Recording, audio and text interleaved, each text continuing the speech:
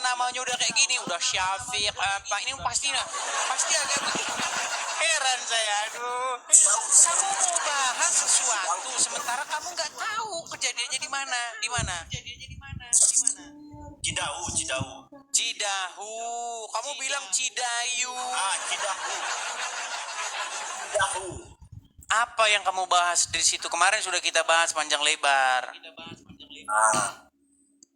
Soalnya kan kawan saya yang tinggal di sana, di wilayah sana, perkampungan sana, itu sebenarnya itu rumah ibu itu dia buat villa. Lalu kenapa dia harus mau merubahnya seperti gereja? Itu tempat salahnya. Baik. Kalau kita ngomong salah-salahan, nanti panjang bahasan kita. Yang mau saya tanya, apa dasar seseorang boleh ngerusak, boleh mecah-mecahin rumah orang? Dasarnya apa? Begini, kawan saya kan dia cerita dengan saya. Tenang. Jangan cerita kawan kamu. Saya mau cerita, nih teman-teman ya. Anda Muslim ya? Muslim. Oke, saya mau tes dulu. Apa otak Muslim itu waras atau enggak? Coba ya, saya mau tes. Nih, dengar.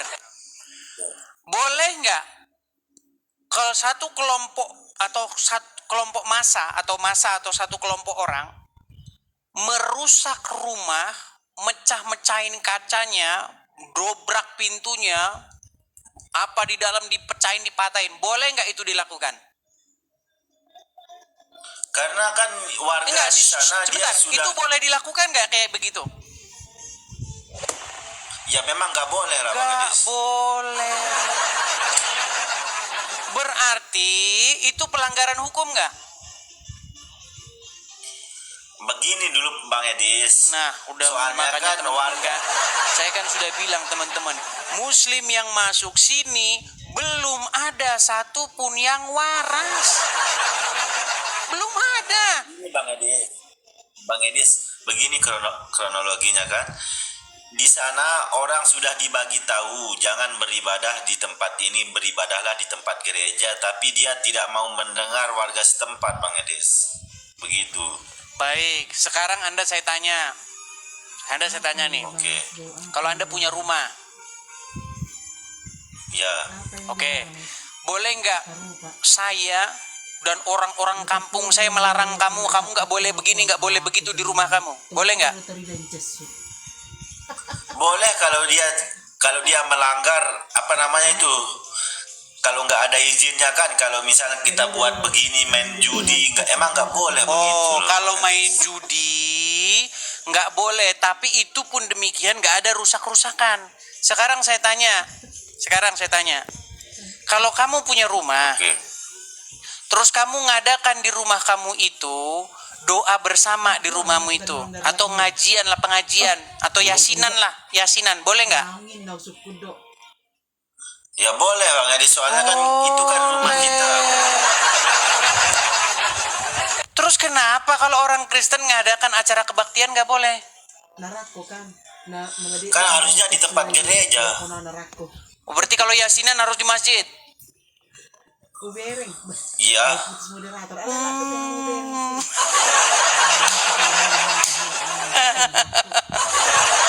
Berarti orang Muslim yang yasinan di rumah itu harus dibubarin?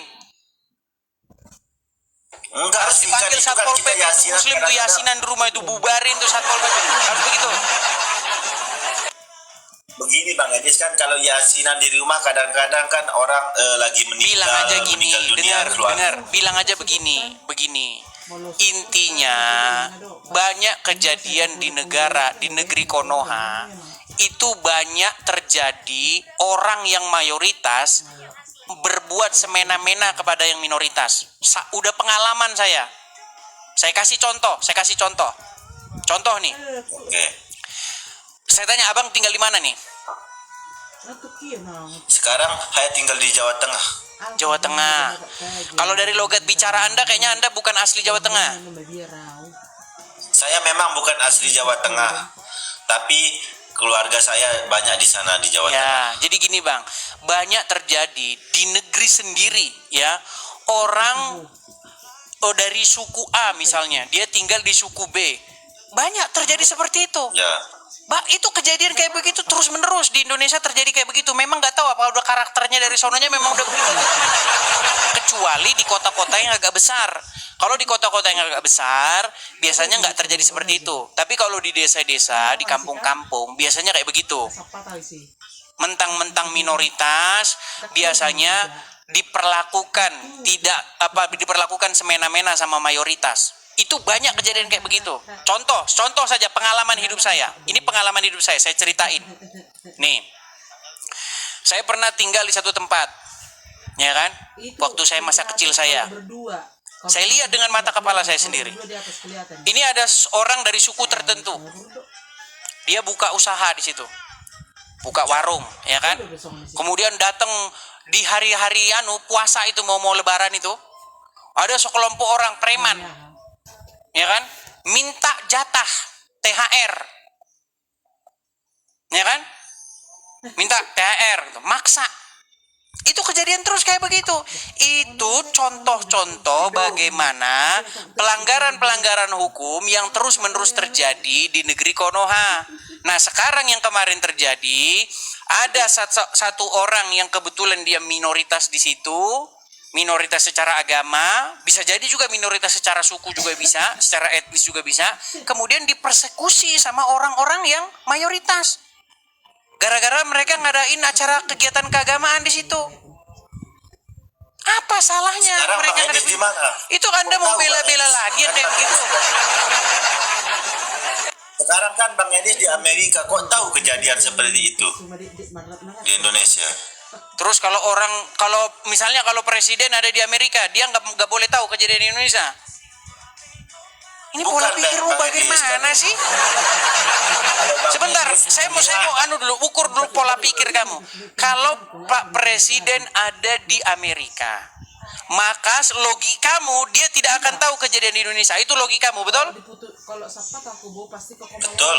Nah, makanya saya bilang teman-teman, belum ada muslim yang waras yang naik ke sini. Seandainya dia waras, sudah saya bilang pasti dia tidak jadi Islam lagi. Dari mana logikamu kalau orang di Amerika maka dia tidak tahu kejadian di Indonesia? Logikamu dari mana? Bang Edis, begini kan, itu kejadian di Cidahu itu kan, Abang Edis nggak tahu persisnya. Soalnya keluarga saya banyak di sana. Dia yang Kamu lebih tidak tahu. di sana.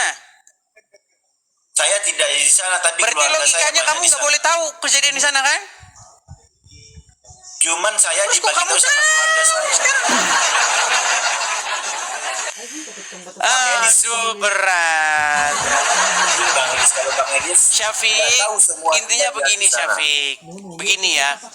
Intinya begini, kejadian di Indonesia itu sudah terus-menerus terjadi. Kaum mayoritas menindas yang minoritas. Itu sudah kejadian terus-menerus, tapi dibiarin terus. Kejadian kayak begitu. Begini, Entah itu agama, entah Kejadian itu suku, entah itu apa, itu terus-menerus kayak begitu. soalnya begini Bang Edis, kalau orang Kristen kan dia mau membangun apalah kayak gereja begitu. Kenapa dia tidak mengurus izinnya dulu lebih awal? Itu yang kita permasalahkan sebagai umat Muslim. Baik, ini kita lagi ngomongin ngelantur kemana-mana nih. Dengar ya, dengar. Jadi, Bang Edis bukan ngelantur. bukan, ini kita bukan bicara soal izin pendirian gereja. Pertama, ya, kalau soal izin pendirian gereja itu, menurut orang-orang yang cerita kepada saya, itu sulit.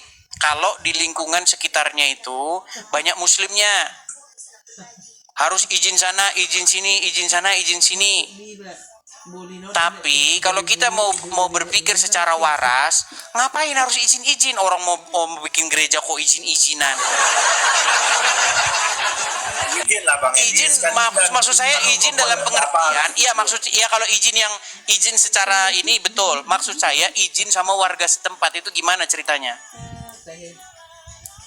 izin nanti biar suatu saat tidak akan terjadi seperti yang sekarang itu Karena yang umat kita muslim mau, umat beringatkan. muslim. Karena umat muslim beringas Janganlah kan. begitu. Iya, di gua. Begini Bang Edis kan, misalnya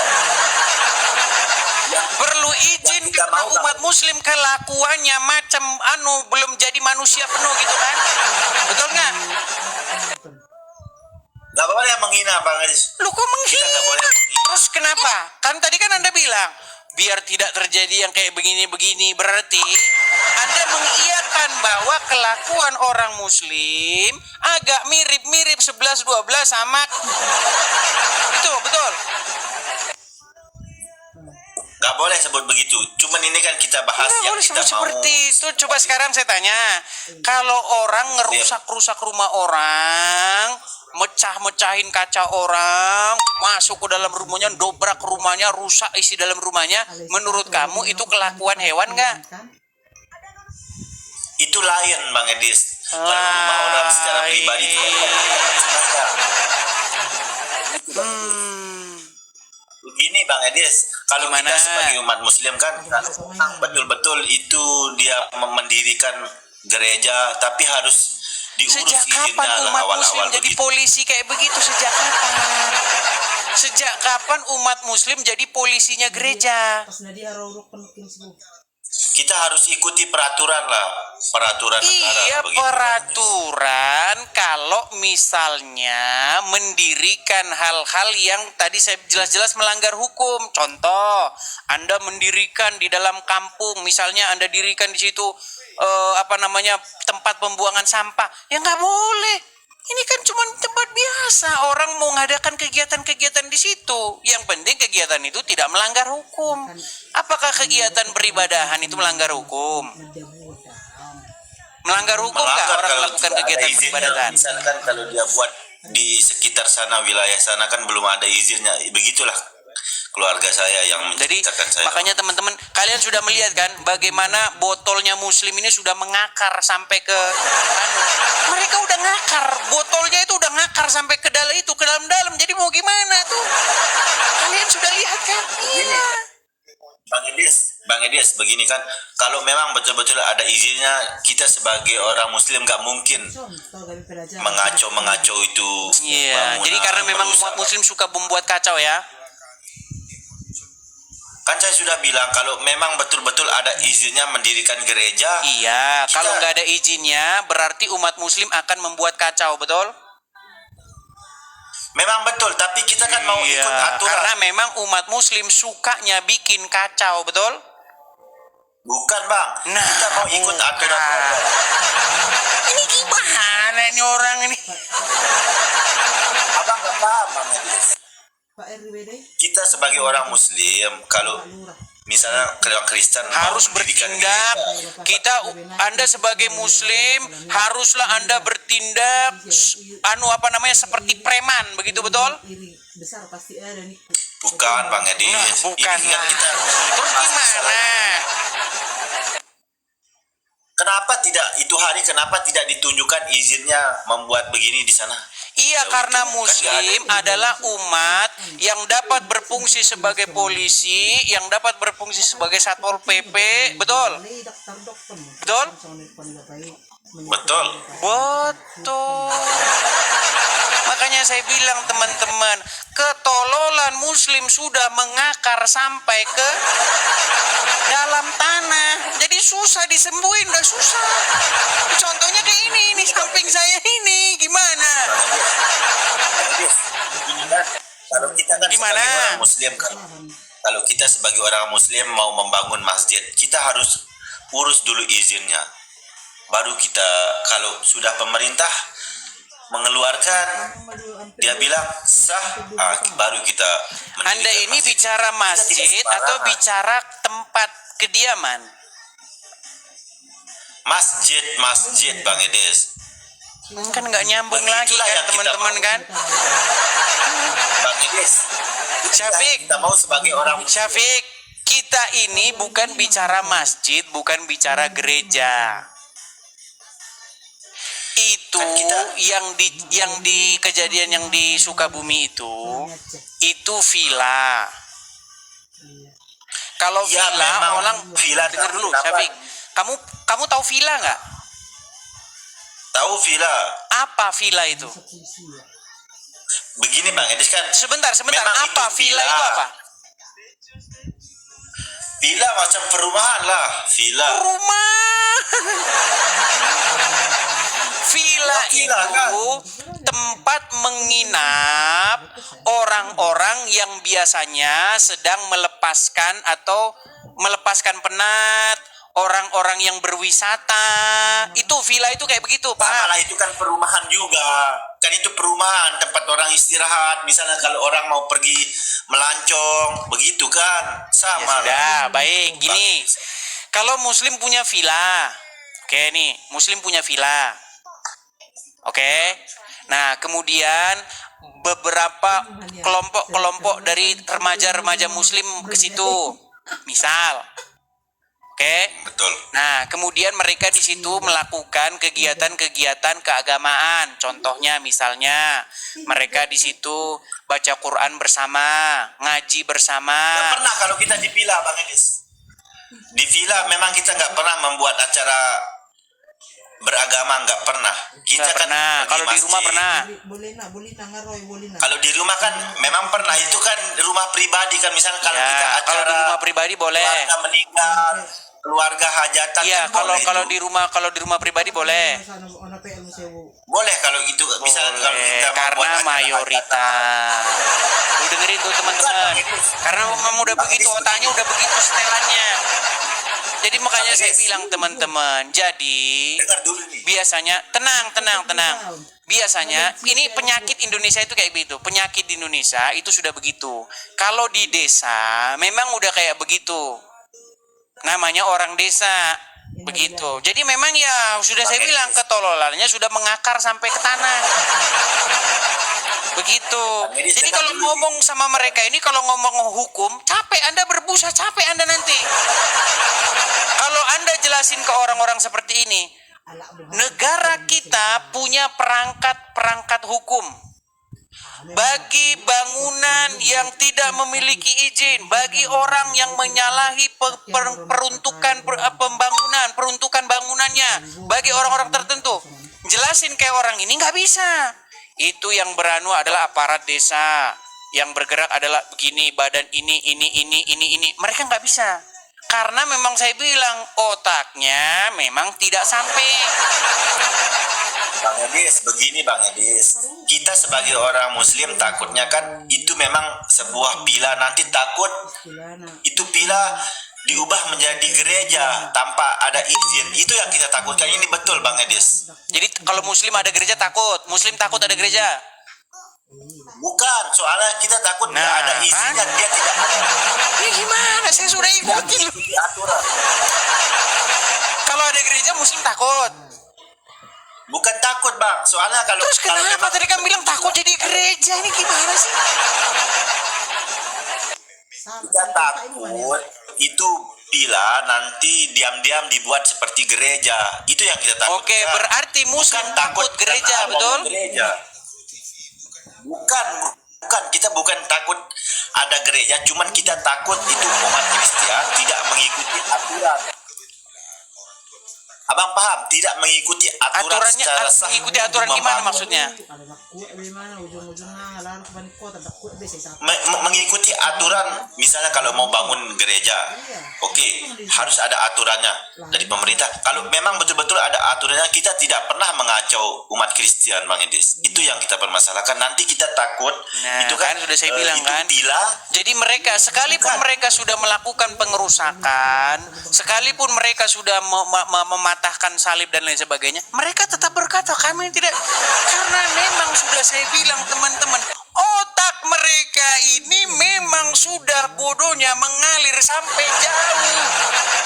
Jadi makanya teman-teman coba sesekali nge-host kayak saya, hadapi orang-orang kayak begini. Bang Edis nggak paham, Bang Edis. Berarti Bang Edis belum belum memahami pembicaraan saya Bang Edis kan. Iya. Saya itu kan Tapi coba saya mau harus tanya ada dulu. izinnya Kita dulu. kita ngomong sama orang yang memang akalnya kurang, teman-teman. Gini, Kan asal romantis dulu. karena memang orang yang melakukan pengerusakan itu termasuk orang-orang yang akalnya kurang. Tapi nggak apa-apa. Gini, kita ajak dulu ngobrol. Gitu. Kita main psikologi dulu. Sebenarnya apa yang terjadi pada keadaan psikologis orang-orang Muslim ini? Gini, kalau orang punya villa, Ini salah. ya kan? Terus ada orang nginep di situ. Itu kalau kamu ngelihat begitu hatimu tidak senang ya? Masih bisik-bisikan. Bang, token kita udah bunyi bang. Ini nama Maksudnya? Langsung di Zolma.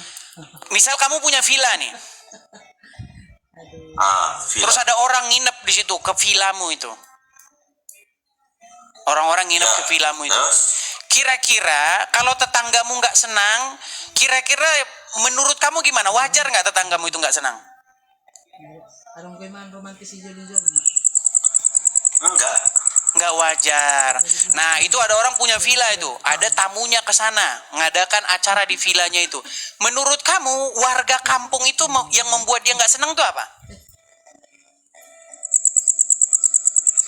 Begini Bang Edis, itu kan Aduh. kalau orang mau mengundang villa itu Kan sudah saya bilang teman-teman, biasanya teman-teman orang kampung itu, ini pengalaman saya ya, bahkan kalau teman-teman belajar dari zaman Belanda, kalau orang Belanda itu tahu tuh kampung-kampung itu, Anda belajar dari sumber-sumber Belanda, apa yang terjadi di kampung-kampung Indonesia. Jadi memang begini, orang kampung itu banyak mereka itu yang pengangguran, nggak seneng ngelihat orang ngelihat orang maju, nggak seneng mereka, nggak seneng itu. Makanya ada penyakit di kampung itu, melihat orang senang dia susah, melihat orang susah dia senang. Jadi sebenarnya yang mau saya tanya sama kamu begini, tenang, yang mau saya tanya sama kamu gini, apa dasarnya orang-orang itu melakukan pengerusakan, melakukan hal-hal yang sedemikian itu? Padahal kegiatan itu tidak ada yang merugikan mereka. Oke. Ini saya boleh jawab Bang Edis. Jangan, Jawab ya. jangan.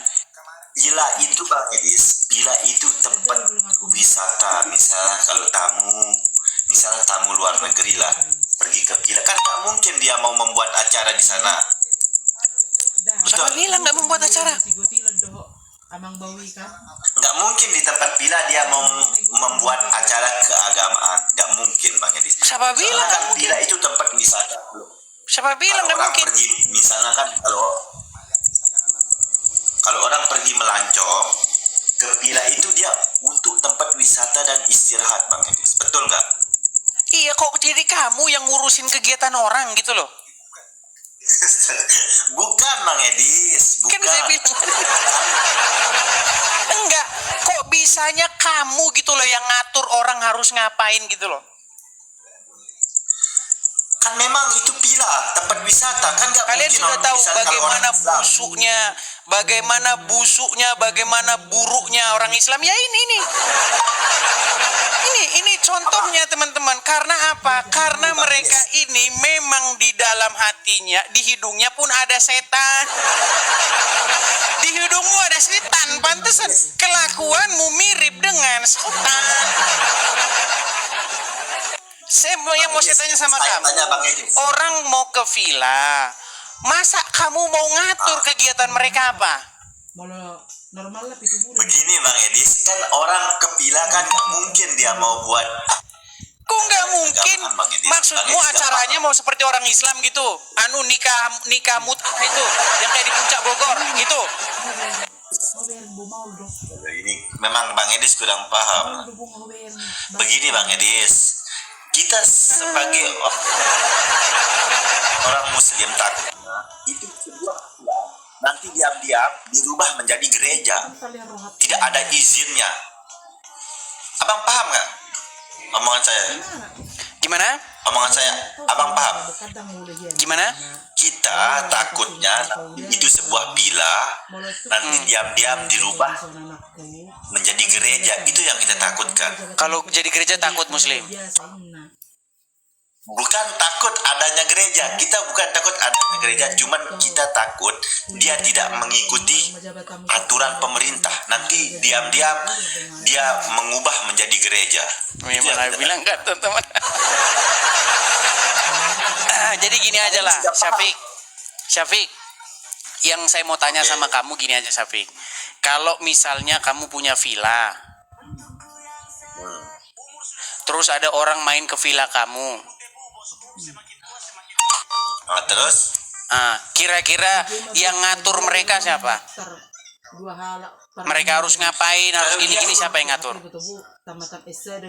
kita nggak atur, itu hak dia sendiri, tapi kan Oke, orang kan nggak dia mungkin sendiri. Kalau dia di situ mau kumpul sama orang-orang Kristen, terus kemudian mereka melakukan kegiatan-kegiatan Kristen di situ, menurut kamu yang rugi siapa? Kamu rugi gitu, Muslim rugi. nggak rugi. Terus kenapa Muslim rusak? Cuman orang itu kan dia nggak mungkin mau membuat. Enggak, sebentar. Yang saya tanya, kerugian yang Muslim alami itu apa? Kalau ada orang Kristen kumpul dengan orang Kristen melakukan kegiatan-kegiatan Kristiani, umat Muslim ruginya di mana? Nggak ada. Kita Terus nggak kenapa pernah. ngerusak-ngerusak? Cuma Bang Edis kan nggak paham kata-kata saya. Itu ngerusak karena orang Aduh, Nathan, Bang. pusing. Makanya teman-teman, saya sudah bilang begini. Jadi teman-teman, kalian harus tahu, Muslim ini mereka itu punya penyakit. Penyakitnya apa? Mereka nggak bisa ngelihat orang Kristen lagi melakukan kegiatan Kristen. Percaya sama saya, makanya itu kejadian terus. Karena di dalam ajaran agamanya ngajarin kebencian kepada orang-orang Kristen. nggak ada, Bang Edis. Nggak ada, itu orang Islam diajarkan sebuah kebencian kepada umat. Oke, apa yang mana-mana Quran nggak ada. perintahkan untuk kamu lakukan kalau ketemu dengan orang Kristen? Itu kan orang kafir. Emang kamu kafir? Oke, Kristen kafir nggak? Kafir? Kafir. Apa yang harus dilakukan kepada orang kafir menurut Al-Quran? Yang harus dilakukan Perangi. Betul nggak diperangi? perangi karena dia tidak mengikuti aturan Allah Iya, Subhanahu. karena sudah saya bilang ajaran Islam itu ajaran kebencian kepada orang Kristen. Tapi selama ini kita bermunafik. Intinya itu, udah ke situ intinya. Makanya kalau kamu Kristen, kamu berada di tengah-tengah Muslim, terus kamu lakukan kegiatan Kristen di situ. Bentar lagi mereka lagi bisik-bisik. Kapan ini kita bubarin ya mereka? Kafir ini. Kapan nih kafir? Itu udah pasti. Pegang omongan saya. Kalau kamu melakukan kegiatan Kristen di tengah-tengah Muslim, tinggal tunggu nanti waktunya Muslim akan melakukan kegiatan yang kayak gitu. Jangan Kok memprovokator. memang itu faktanya. Saya lihat Bang Edis ini macam memprovokator umat Kristen. Kok memprovokatori? Saya mengungkapkan apa yang ada di lapangan. Itu yang terjadi terus-menerus. Perjurusan kuliah. Tapi kalau Muslim, mereka sholat di jalan pun, kan? Sholat di jalan, silakan. Tidak dilarang polisi, buktinya kan itu memang mungkin dia sudah ada Iya, izin. karena mayoritas. Makanya kalau mayoritas itu bebas berbuat sekehendak hatinya. Begini Bang Edis, sekarang Lo nggak percaya? Bang Idis, sekarang Kristen di Indonesia berapa persen? Saya tanya.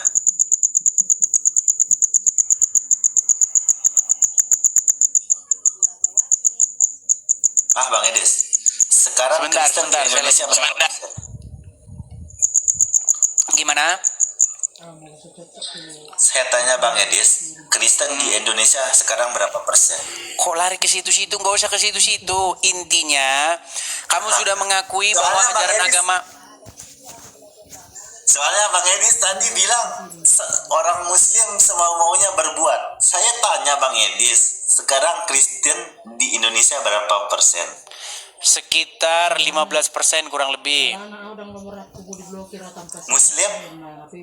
Paling kalau di KTP 80%, tapi yang ikut-ikutan itu 80%. Yang ngerti agamanya cuma 2 orang. Lu gak percaya. Dengarkan, dari 80% orang Islam di Indonesia ini, yang ngerti agama Islam cuma 2 orang, dan itu masih saya cari. Belum ketemu yang 2 orang itu. Itu pun belum diketahui di mana rimbanya. Sekarang saya tanya, kamu ngerti agama Islam? Amang lo pamajut kinay bu anak. Ngerti? Baik. Apa perintah dalam agama Islam kalau ketemu orang kafir? Itu aja. Kau sudah tahu Ketawa. tadi kan kau sudah Ini pertanyaan terakhir nih, pertanyaan terakhir. Apa perintah Quran kalau ketemu orang kafir? Kan tadi kamu sudah menjelaskannya. Kenapa Ya kamu udah, tanya berarti lagi? kamu tidak tahu. Kamu tidak tahu bilang gitu, biar saya kasih tahu. Saya tahu, Apa? tapi saya nggak mau sebut. Kamu Iya, kamu karena kan sudah- kamu malu dengan agamamu. Begini Bang Edis. Udah, sekarang intinya Saya begini tanya, saja. jangan- Intinya begini. Kalau orang Islam ngerusak salib itu sesuai perintah nggak sesuai ajaran Islam nggak?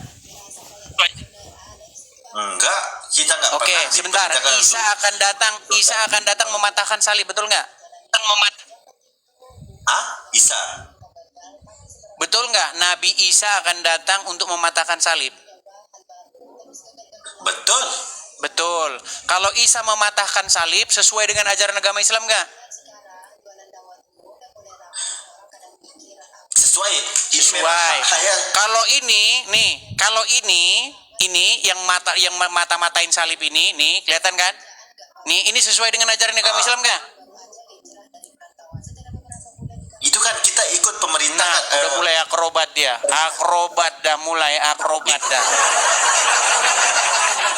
Dengar, ini umat Islam.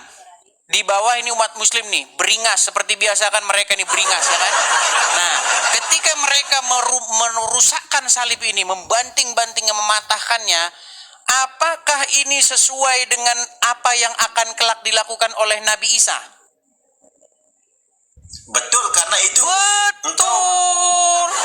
Makanya saya bilang Islam itu memang mengajarkan kebencian kepada salib. Makanya saya bilang agama Islam itu harus dibubarkan karena bertentangan dengan Pancasila dan Bhinneka Tunggal Ika. Dah, kamu tidur di bawah sana. Dah, tidur di bawah sana kamu. Nekat yang nyata. Teman-teman, sampai kapan sih kita ini